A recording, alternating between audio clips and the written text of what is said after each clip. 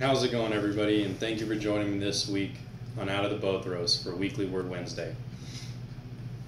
We're going ahead with the series that we started not too long ago on the Son of Man and kind of what the characteristics and the storylines behind that was. So we first started with Noah, and we could see that during his time there was a lot of unrighteousness in the area. The Lord spoke to Noah and told him that he was going to flood the land and that he should start building the ark, and so Noah went ahead and immediately did that. We also saw his kind of mistakes towards the end there. Then we went into Lot, and Lot again was living in a very sinful place. He was kind of the one person speaking out to everybody about turning away from their evil and everything like that, and that the angel of the Lord led him and his family out of there.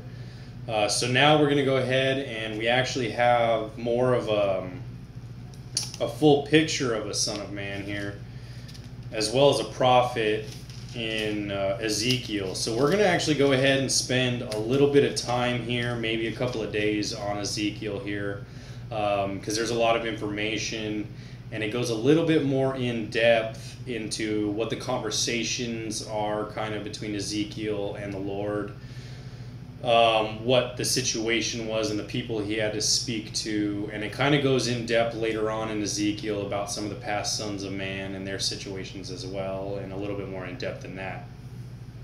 So we're going to go ahead and open here in chapter 1, and actually before I go ahead and do that, I just wanted to mention why I don't have the green screen back here, just so you guys are looking at like a blank wall. So the battery for the computer that we were using to do the video editing kind of stopped working, so while we're waiting in the meantime, I don't really have any video editing software to use, and so we're just going to go ahead and remove that for now because it looked a little awkward. I was thinking about leaving it there and then maybe later on editing it, but I thought it would look a little bit strange to just go ahead and leave it up there, so we might redo these videos when we get that video editing software back up.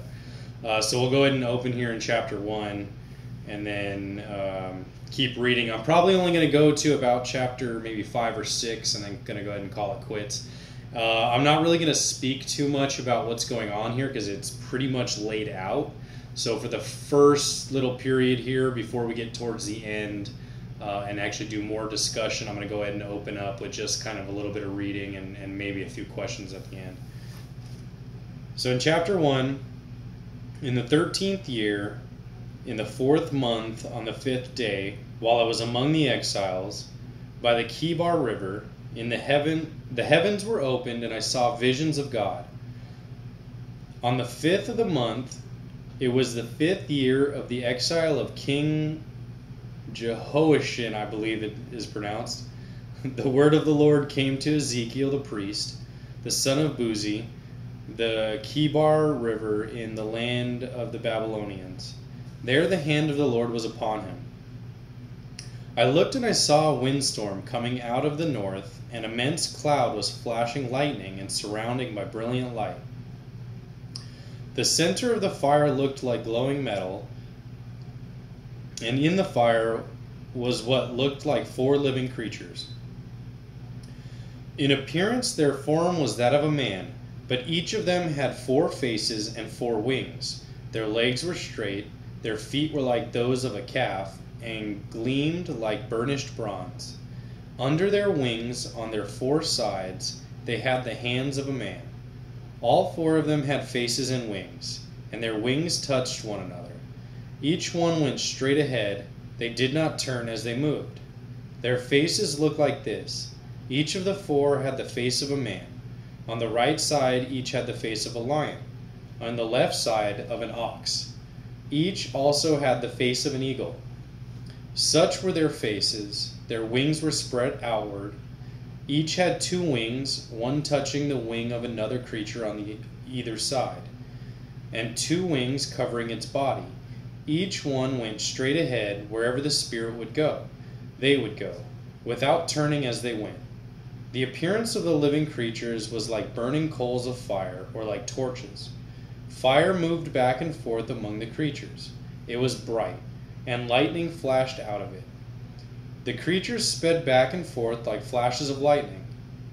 As I looked at the living creatures, I saw a wheel on the ground beside each creature with its 4 faces. This was the appearance and structure of the wheels. They sparkled like chrysolite, and all 4 looked alike. Each appeared to be made like a wheel intersecting a wheel. As they moved, they would go any one of the 4 directions the creature faced. The wheels did not turn about as the creatures went. Their rims were high and awesome, and all 4 rims were full of eyes all around. When the living creatures moved, the wheels besides them moved. And when the living creatures rose from the ground, the wheels also rose.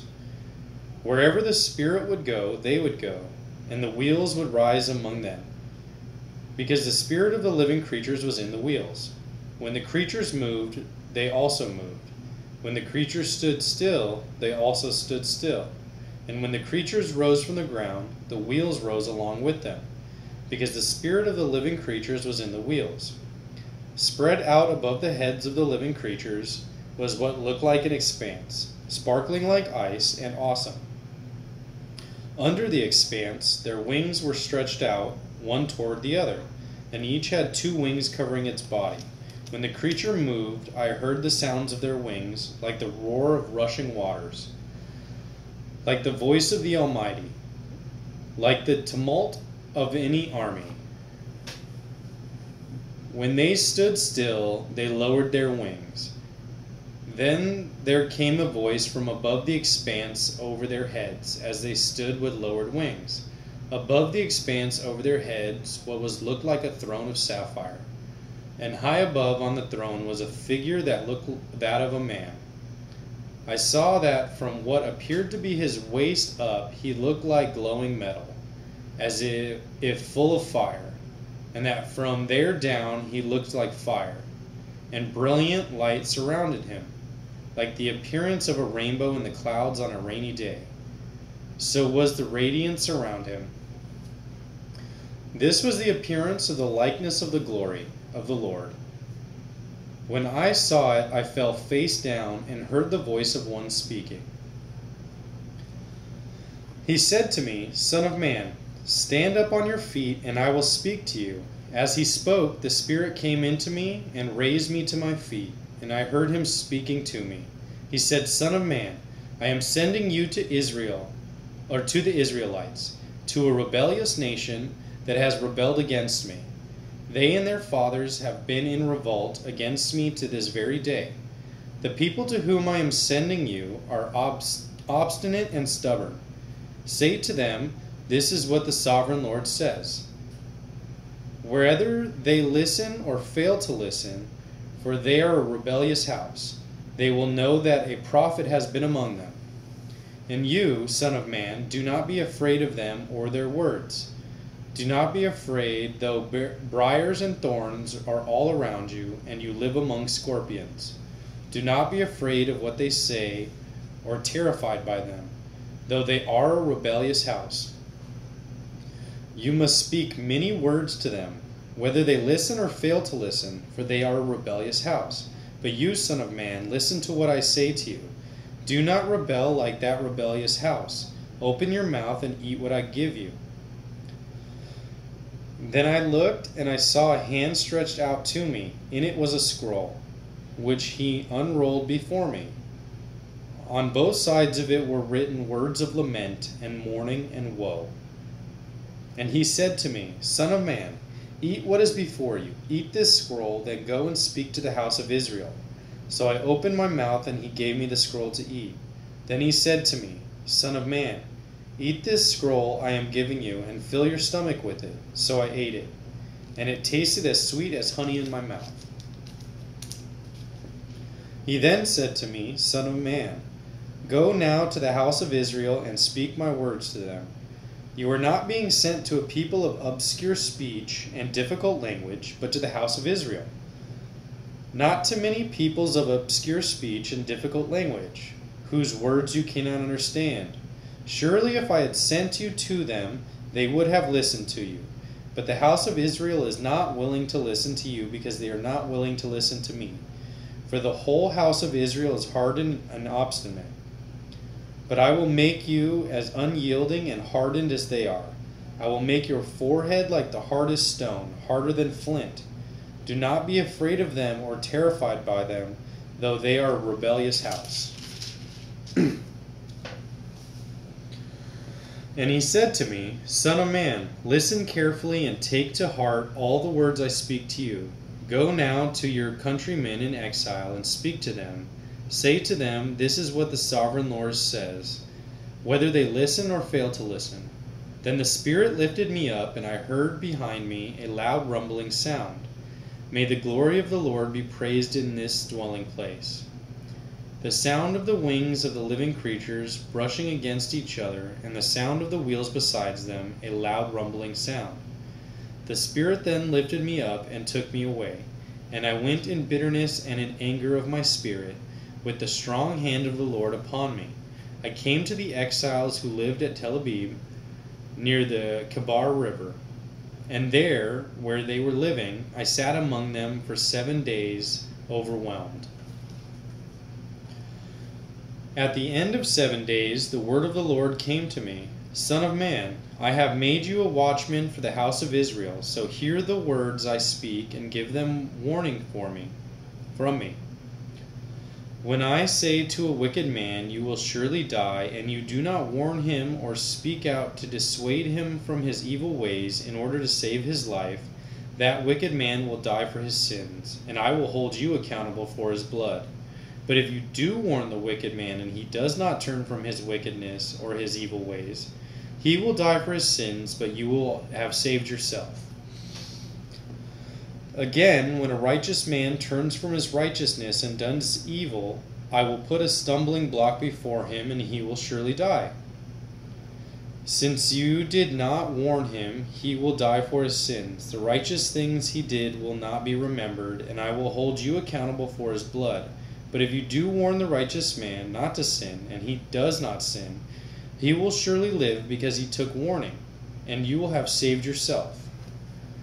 The hand of the Lord was upon me there, and he said to me, Get up and go out to the plain, and there I will speak to you. So I got up and went out to the plain, and the glory of the Lord was standing there, like the glory I had seen by the Kebar River, and I fell face down. Then the Spirit came into me and raised me to my feet. He spoke to me and said, Go shut yourself inside your house, and you, son of man, they will tie with ropes. You will be bound so you cannot go out among the people. I will make your tongue stick to the roof of your mouth, so that you will be silent and unable to rebuke them, though they are a rebellious house. But when I speak to you, I will open your mouth, and you shall say to them, This is what the sovereign Lord says. Whoever will listen, let him listen, and whoever will refuse, let him refuse, for they are a rebellious house. Chapter 4. Now, son of man, take a clay tablet, put it in front of you, and draw the city of Jerusalem on it. Then lay siege to it, erect siege works against it, build a ramp up to it, set up camps against it, and put battering rams around it. Then take an iron pan, place it as an iron wall between you and the city, and turn your face towards it. It will be under siege, and you shall besiege it. This will be a sign to the house of Israel. Then lie on your left side, and put the sins of the house of Israel upon yourself. You are to bear their sins for the number of days you lie on your side. I have assigned you the same number of days as the years of their sin. So for 390 days you will bear the sin of the house of Israel. After you have finished this, lie down again, this time on your right side, and bear the sins of the house of Judah. I have assigned you 40 days, a day for each year. Turn your face towards the siege of Jerusalem, and with bared arms prophesy against her. I will tie you up with ropes so that you cannot turn from one side to the other until you have finished the days of your siege. Take wheat and barley, beans and lentils, millet and spelt. Put them in a storage jar and use them to make bread for yourself. You are to eat it during the 390 days you lie on your side. Weigh out 20 shekels of food to eat each day, and eat it at set times. Also measure a sixth of a hin of water, and drink it at set times. Eat the food as you would a barley cake. Bake it in the sight of the people using human excrement for fuel. The Lord said, in this way the people of Israel will eat defiled food among the nations where I will drive them. Then I said, not so, sovereign Lord. I have never defiled myself from my youth until now. I have never eaten anything found dead or torn by wild animals. No unclean meat has ever entered my mouth. Very well, he said, I will let you bake your bread over cow manure instead of human excrement. He then said to me, Son of man, I will cut off the supply of food in Jerusalem. The people will eat rationed food in anxiety and drink rationed water in despair. For food and water will be scarce. They will be appalled at the sight of each other and will waste away because of their sin. Chapter 5. Now, son of man, take a sharp sword and use it as a barber's razor to shave your head and your beard. Then take a set of scales and divide up the hair. When the days of your siege come to an end, burn a third of the hair with the fire inside the city. Take a third and strike it with the sword all around the city, and scatter a third to the wind, for I will pursue them with drawn sword. But take a few strands of hair and tuck them away in the folds of your garment. Again, take a few of these and throw them into the fire and burn them up. A fire will spread from there to the whole house of Israel. This is what the sovereign Lord says. This is Jerusalem, which I have set in the center of nations, with countries all around her. Yet in her wickedness she has rebelled against my laws and decrees more than the nations and countries around her. She has rejoiced my laws and has not followed my decrees, rejected my laws and has not followed my decrees. Therefore this is what the sovereign Lord says. You have been more unruly than the nations around you, and have not followed my decrees or kept my laws. You have not even conformed to the standards of the nations around you. Therefore this is what the sovereign Lord says. I myself am against you, Jerusalem.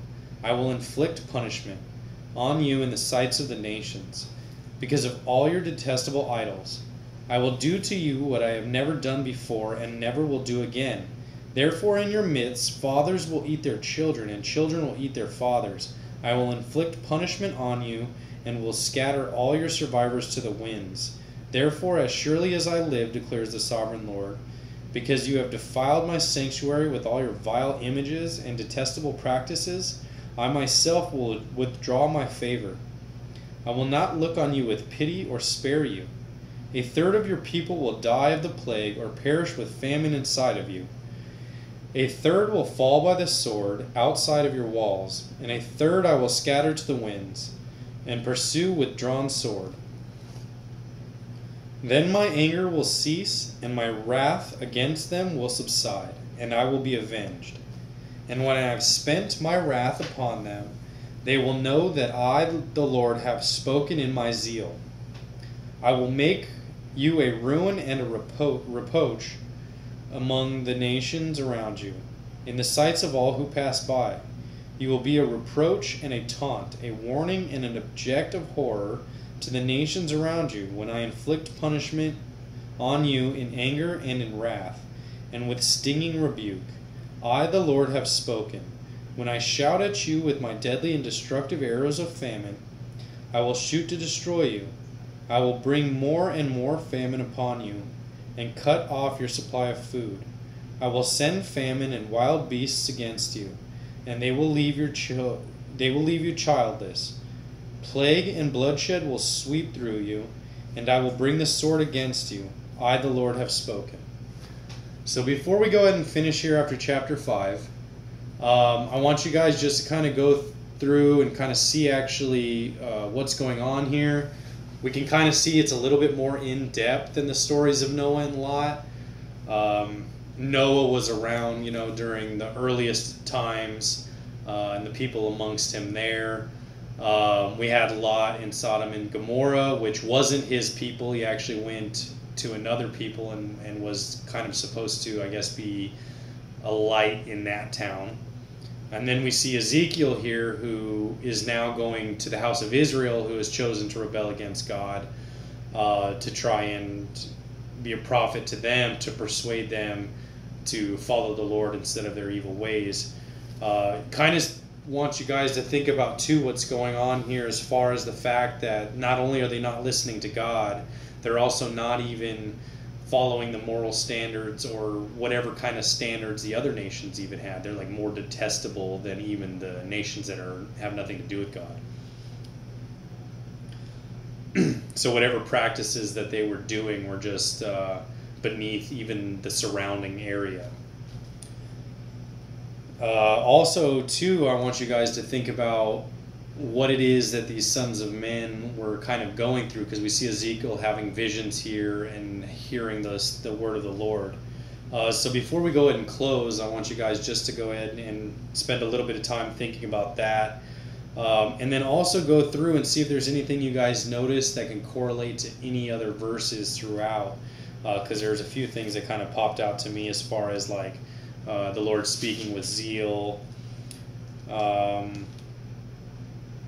And then we also see here when he's speaking in chapter 3, verses 16 through 20 about heeding warning, and how, like, if you're a child of God, you actually take that warning and you correct yourself to it instead of just kind of fluffing it off.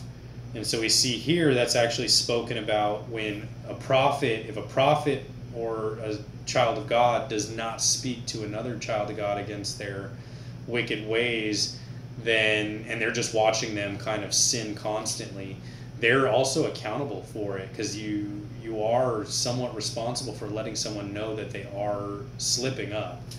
It is somewhat your responsibility. In the New Testament, it also talks about that as well as some Old Testament verses about heeding correction. So just spend some time in that, and then kind of go back and read a little bit about Noah and Lot, and see what you guys can relate before we start next week and going a little bit further in Ezekiel. So I hope you guys have a good night.